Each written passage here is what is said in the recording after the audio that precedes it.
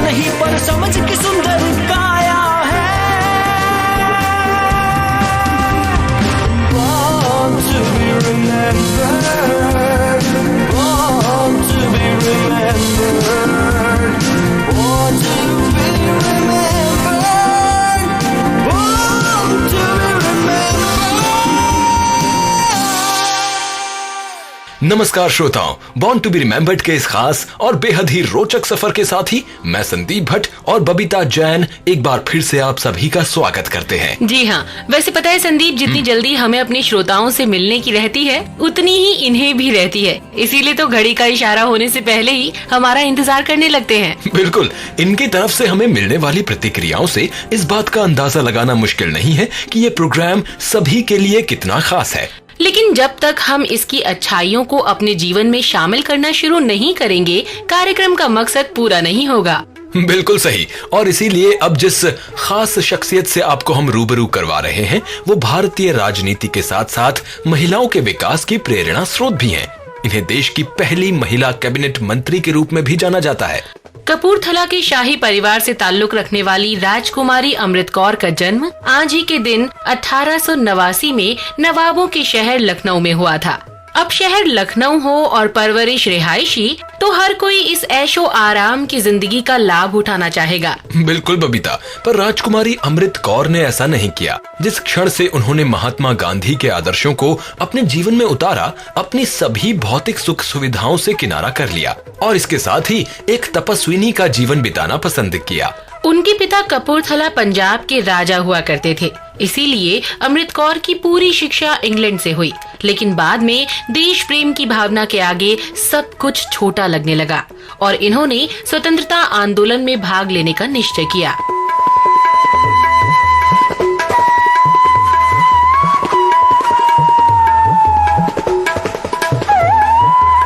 वैसे अमृत कौर के पिता महान स्वतंत्रता सेनानी गोपाल कृष्ण गोखले के करीबी मित्रों में से एक थे और इसीलिए राजकुमारी पर भी इनके संबंधों का प्रभाव पड़ा। अमृत कौर ने देश के सामाजिक और राजनीतिक जीवन में सक्रिय रूप से भाग लेना शुरू कर दिया। इस सफर के दौरान इनकी मुलाकात गांधी जी से हुई और फिर ये करीब 16 वर्षों तक गांधी जी की सचिव रही। 1930 की दांडी यात्रा में शामिल राजकुमारी अमृत कौर खास लोगों में से थीं। इसीलिए उन्हें भी गांधी जी समेत दूसरे नेताओं के साथ जेल में कैद कर दिया गया।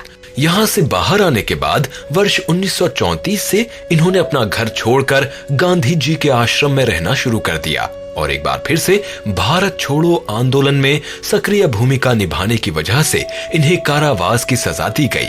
1937 में ब्रिटिश सरकार के विरोध में भारतीय राष्ट्रीय कांग्रेस की प्रतिनिधि के तौर पर अमृत कौर ने पश्चिमोत्तर सीमांत क्षेत्र बन्नू जाने का फैसला लिया। ये फैसला सरकार को नागवार गुजरा और उन्होंने राजकुमारी को जेल में बंद कर दिया। उन्होंने हर बार सभी को वोट देने के अधिकार के लिए आवाज बुलंद की और इसी के चलते अपना पक्ष लोथियन समिति व ब्रिटिश संसद की संवैधानिक सुधारों के लिए बनी संयुक्त चयन समिति के सामने भी रखा। ये अमृत कौर के प्रभावों का ही नतीजा था कि ब्रिटिश सरकार ने उन्हें शिक्षा सलाहकार बोर्ड का सदस्य बनाया था। लेकिन देश के प्रति अपने कर्तव्यों को पूरा करने के लिए उन्होंने इस पद से इस्तीफा दे दिया।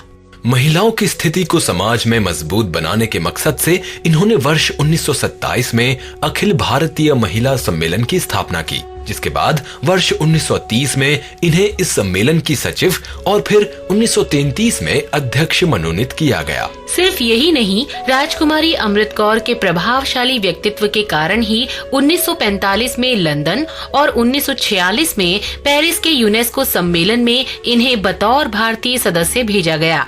ब्रिटिश हुकूमत से आजादी के बाद अमृत कौर ही पहली भारतीय महिला थी जिन्हें केंद्रीय मंत्री बनने का मौका मिला।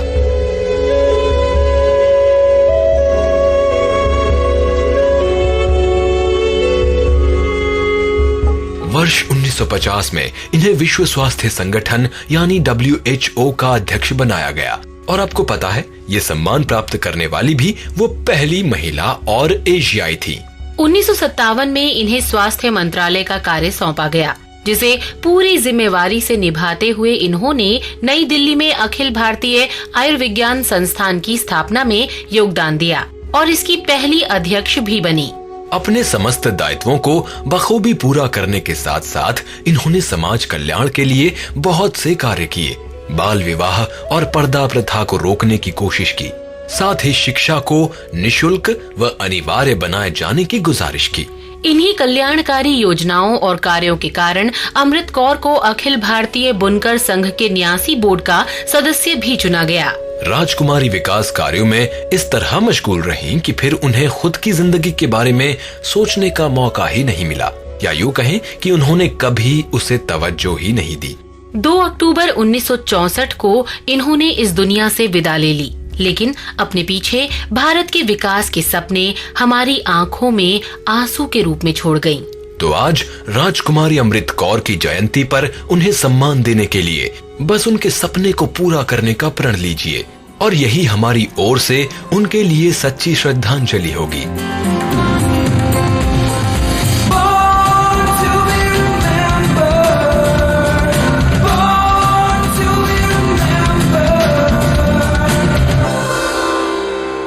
सच संदीप, ऐसे लोगों के बारे में बात करते हुए मन सोचने पर मजबूर हो जाता है कि हम सब वाकई स्वार्थी हो चुके हैं, तभी तो अपनी व्यस्त दिनचर्या का थोड़ा भी वक्त सामाजिक कार्यों के लिए नहीं निकाल पाते। बात तो सही कही बबीता तुमने, लेकिन अगर अपने ज्ञान से देश के विकास के भागीदार बन जाएं, तो हम भी सामाजिक उत्थान में अपनी हिस्सेदारी निभा सकते हैं। हाँ, वो तो है, लेकिन कई बार आगे बढ़ने के लिए हम अपने मूल्यों, अपने संस्कारों और अपनी भाषा को भी छोटा समझने लगते हैं, जो कि भारत की संस्कृति में सिखाया नहीं जाता। वैसे भाषा से याद आया कि हम जिनके बारे में चर्चा करने वाले हैं उन्हें हिंदी और हिंदुस्तान दोनों के युग प्रवर्तकों में गिना जाता है। हाँ, इन्हें गांधी दर्शन एवं जीवन मूल्यों के प्रतीक और हिंदी को राजभाषा घोषित कराने व उसके स्वरूप का निर्धारण कराने वाले महत्वपूर्ण सदस्यों में शुमार किया जाता है। बिल्कुल, दरअसल श्रोताओं, हम बात कर रहे हैं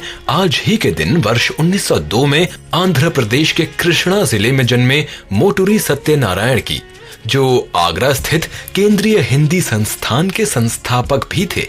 मोटूरी सत्यनारायण का कहना था कि भारत एक बहुभाषी देश है, हर एक भाषा का महत्व एक समान है, लेकिन भारतीयता को एक ऐसी भाषा भी चाहिए जो राष्ट्रीयता को आधार प्रदान कर सके, और ऐसे में हिंदी से बेहतर कुछ नहीं है, क्योंकि ये भाषा भारत की प्राचीन भाषाओं से जन्मी है।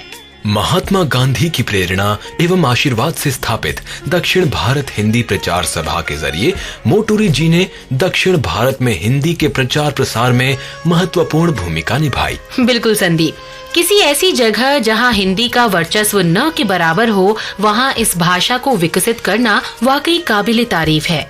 हिंदी के प्रति अपने प्रेम के कारण ही इन्होंने वर्ष 1952 में आगरा में हिंदी विद्यालय की स्थापना की, जिसका नाम बाद में बदलकर अखिल भारतीय हिंदी विद्यालय कर दिया गया था।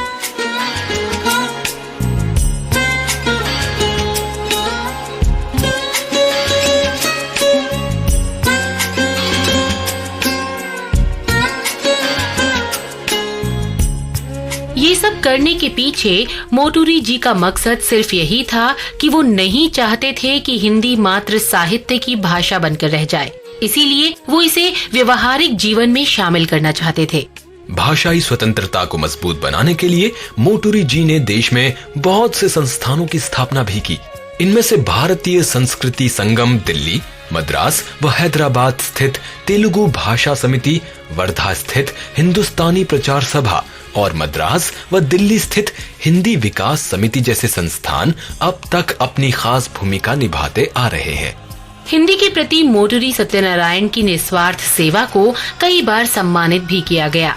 1989 में इन्हें गंगा शरण सिंह पुरस्कार से भारत सरकार द्वारा देश के तीसरे व चौथे सर्वोच्च नागरिक सम्मान पद्म भूषण एवं पद्मश्री से नवाजा गया। आंध्र विश्वविद्यालय ने भी मोटूरी जी को डी लिट की मानद उपाधि प्रदान की थी और इनके सम्मान में इन्हीं के नाम पर हर साल विदेशों में रह रहे भारतीय मूल के उन लोगों को पुरस्कृत किया जाता है जो वहां हिंदी के प्रचार प्रसार से जुड़े हुए हैं।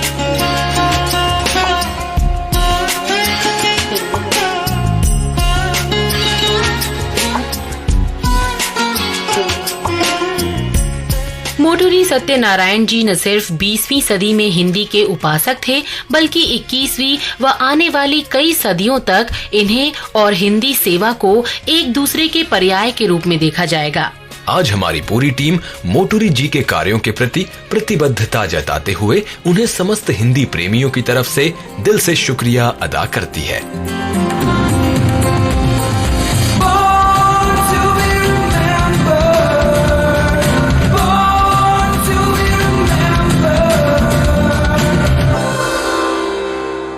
वैसे संदीप, कलम की ताकत का अंदाजा तो आज हर किसी को है। बिल्कुल है। ये चाहे तो किसी को जमीन से आसमान पर पहुंचा दे, नहीं तो आसमान से जमीन तक आने में वक्त नहीं लगता। बिल्कुल, लिखना अपने आप में उस कला को दर्शाता है जो लोगों को न सिर्फ उस कहानी व लेख से जोड़ता है बल्कि कई बार हकीकत से रूबरू भी करवाता है। और जाने माने लेखक खुशवंत सिंह को अपनी ऐसी ही राइटिंग स्किल्स के लिए खास तौर पर पहचाना जाता है। ये नाम वैसे तो किसी के लिए भी नया नहीं है, क्योंकि हम में से ज्यादातर लोगों ने इनके लेख या तो समाचार पत्रों में पढ़े होंगे या फिर रेडियो व टीवी पर इनके विचारों को सुना होगा। खुशवंत सिंह का जन्म 2 फरवरी वर्ष 1915 में हुआ था। इन्होंने अपनी पढ़ाई पूरी करने के बाद कई सालों तक लाहौर उच्च न्यायालय में लॉ की प्रैक्टिस जारी रखी। इस दौरान इन्होंने बहुत से अखबारों और पत्रिकाओं के लिए कॉलम लिखना भी शुरू कर दिया। हिंदुस्तान टाइम्स में उनके द्वारा हर शनिवार एक मशहूर कॉलम लिखा जाता था। हाँ संदीप, वैसे श्रोताओं, with malice towards one and all नामक ये कॉलम इतना मशहूर हुआ कि इसने पेपर की रीडरशिप को 1000 से लाखों तक पहुंचा दिया। Many years ago I decided, when I decided to take up my career as a writer, was to specialize on one subject so that my name would be associated with it. So I decided to specialize on Sikh history, because being a Sikh I was brought up with certain amount of background.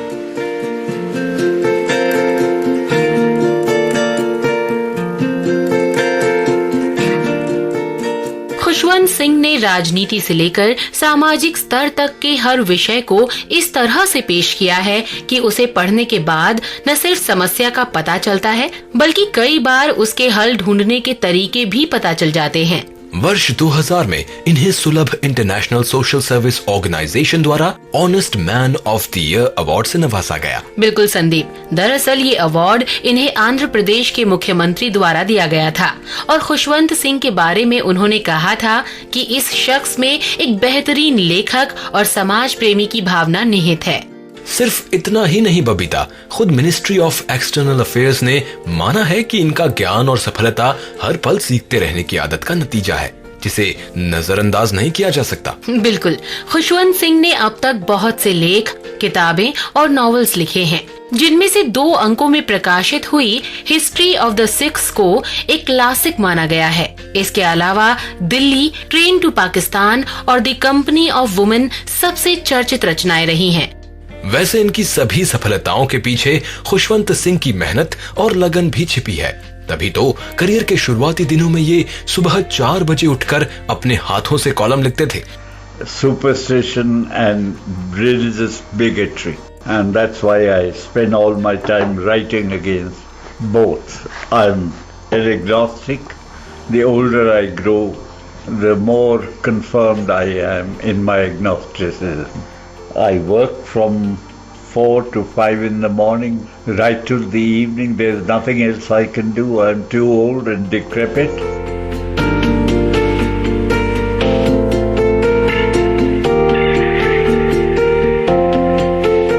Khushwant Singh को बेहतरीन लेखक के अलावा उर्दू व पंजाबी के कवि के रूप में भी जाना जाता है। इनके लेख अभी भी भारतीय राजनीति की वास्तविकता को हमसे रूबरू करवाते हैं।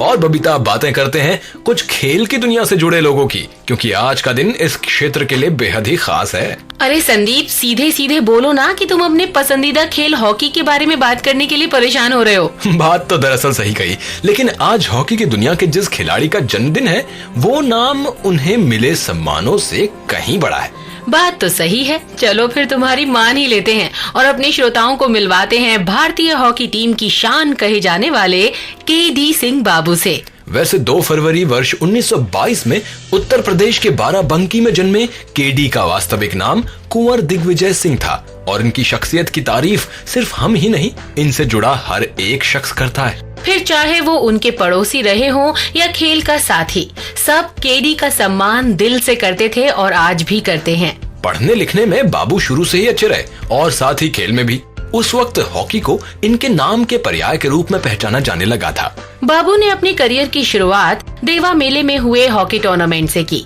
द्वितीय विश्व युद्ध के बाद 1946 में ये बतौर भारतीय खिलाड़ी श्रीलंका दौरे पर गए।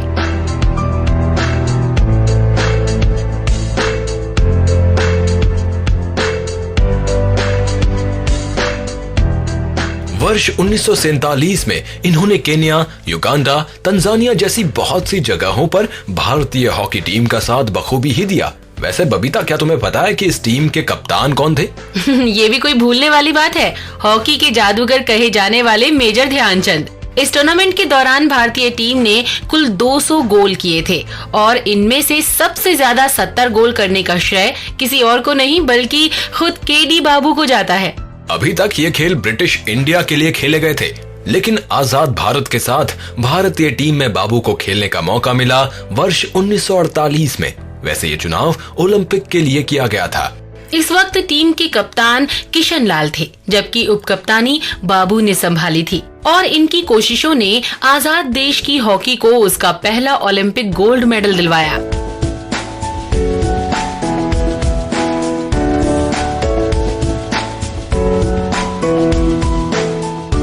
वर्ष 1949 में बाबू को भारतीय हॉकी टीम की कप्तानी सौंपी गई और इनकी कप्तानी में टीम ने उस साल 236 गोल अपने नाम किए थे, जिनमें से 99 गोल खुद बाबू की तरफ से किए गए थे, जो कि किसी भी दूसरे भारतीय खिलाड़ी से ज्यादा थे। 1952 में बाबू की कप्तानी में टीम ने एक बार फिर से हेलेंस्की ओलंपिक गेम में स्वर्ण पदक हासिल किया। इन्होंने टीम का प्रतिनिधित्व आगे भी कई बार किया और संन्यास लेने के बाद भी अपनी सेवाएं देते रहे। इनके खेल और जुझारूपन को देखते हुए ही भारत सरकार ने इन्हें पद्मश्री से नवाजा। 1972 के म्यूनिख ओलंपिक के दौरान इन्हें हॉकी टीम का कोच नियुक्त किया गया और वहां भी खिलाड़ियों ने इनका व देश का सम्मान कायम रखा। केडी सिंह बाबू के बेहतरीन प्रदर्शन को देखते हुए ही इन्हें best hockey player of the world के लिए हेल्म्स ट्रॉफी से नवाजा गया। वैसे बबीता, ऐसा पहली बार हुआ था जब किसी भारतीय खिलाड़ी को हेल्म्स ट्रॉफी से सम्मानित किया गया हो।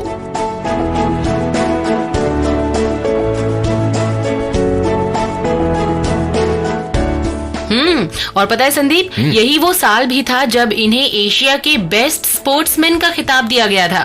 बिल्कुल सही। इनके खेल के आगे हर सम्मान शायद कम पड़े, लेकिन फिर भी बाराबंकी और लखनऊ स्टेडियम का नाम इन्हीं के नाम पर केडी सिंह बाबू स्टेडियम रखा गया है। यहाँ तक कि लखनऊ फैजाबाद रोड का नाम भी इन्हीं के नाम पर रखा गया है। आज भी पूरे देश को इस खिलाड़ी पर नाज है और समस्त भारतीय हॉकी टीम अपने इस रोल मॉडल को उनकी जयंती पर तहे दिल से सलाम करती है।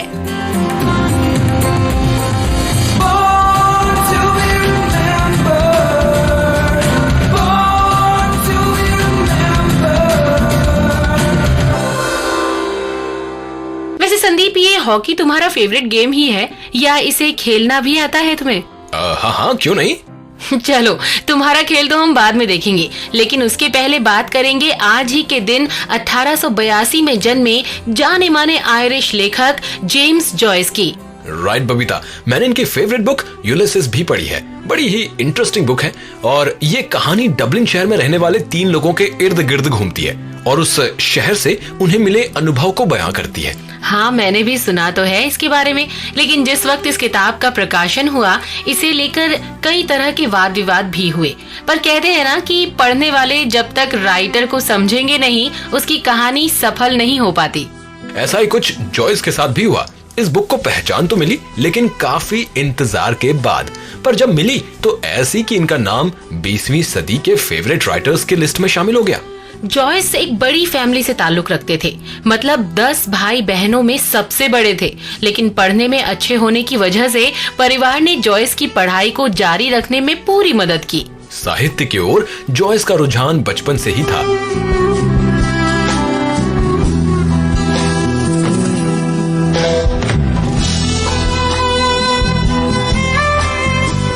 एक नई जिंदगी की तलाश जॉयस को पेरिस ले आई। यहाँ वो मेडिसिन की पढ़ाई करना चाहते थे, लेकिन फिर माँ की बीमारी का पता चला और ये वापस डबलिन आ गए। यहीं पर इनकी पहली short story Irish homestead magazine में प्रकाशित हुई। इसके बाद कुछ दूसरी कहानियां भी छपी, लेकिन सिर्फ इतना काम नाम बनाने के लिए काफी नहीं था। एक बार फिर से कुछ नया करने के मकसद से जॉयस ने आयरलैंड छोड़ दिया और इटली के शहर ट्रिस्टी आ गए। यहाँ इन्होंने अंग्रेजी पढ़ाना शुरू किया। वैसे ये भाषा उन्हें आने वाली 17 भाषाओं में से ही एक थी। जॉयस को अरबी, संस्कृत, ग्रीक जैसी बहुत सी भाषाओं पर अच्छी पकड़ हासिल थी। जॉयस ने लिखना जारी रखा और 1914 में इनकी बुक डबलिनर्स पब्लिश हुई। ये बुक 15 छोटी कहानियों का ही एक संग्रह था। 2 साल बाद इन्होंने अपनी दूसरी पुस्तक प्रकाशित की। हालांकि जॉयस के इस प्रयास को बहुत सफलता तो नहीं मिली, लेकिन अमेरिकन पोएट एज़रा पाउंड ने इनके लीक से हटकर लिखने की कला को पहचाना और जॉयस को अपनी इस राइटिंग स्टाइल को जारी रखने के लिए प्रेरित भी किया। बस फिर क्या था, इसी साल जॉयस की सबसे फेवरेट नॉवल यूलिसीज प्रकाशित हुई, जिसे सभी ने बहुत पसंद किया।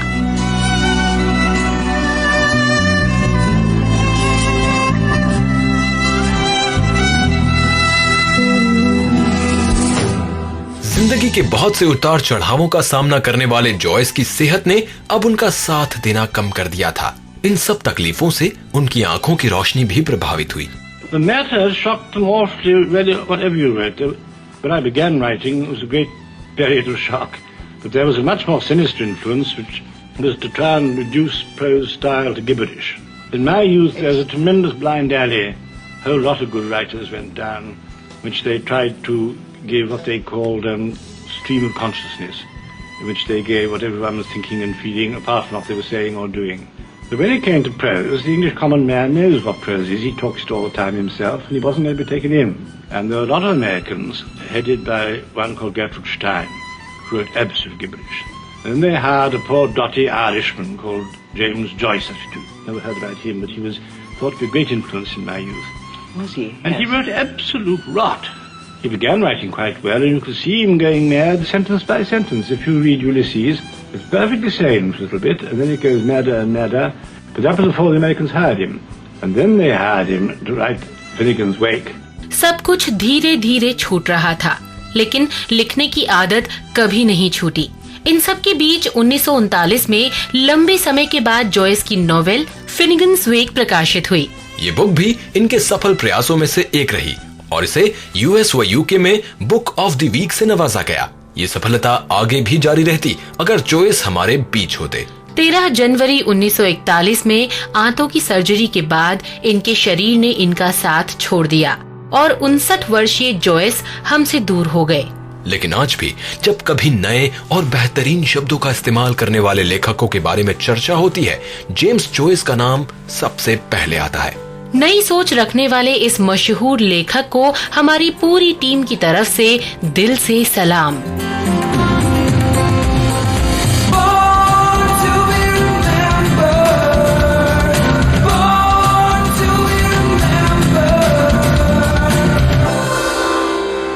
और श्रोताओं, आज का ये एपिसोड अब यहीं पर समाप्त होता है और अब बबीता और संदीप को दीजिए इजाजत। नमस्कार। मैं बनना चाहूँ जैसा पर शायद सपनों में, मैं उड़ना चाहूँ जैसा पर शायद सपनों में।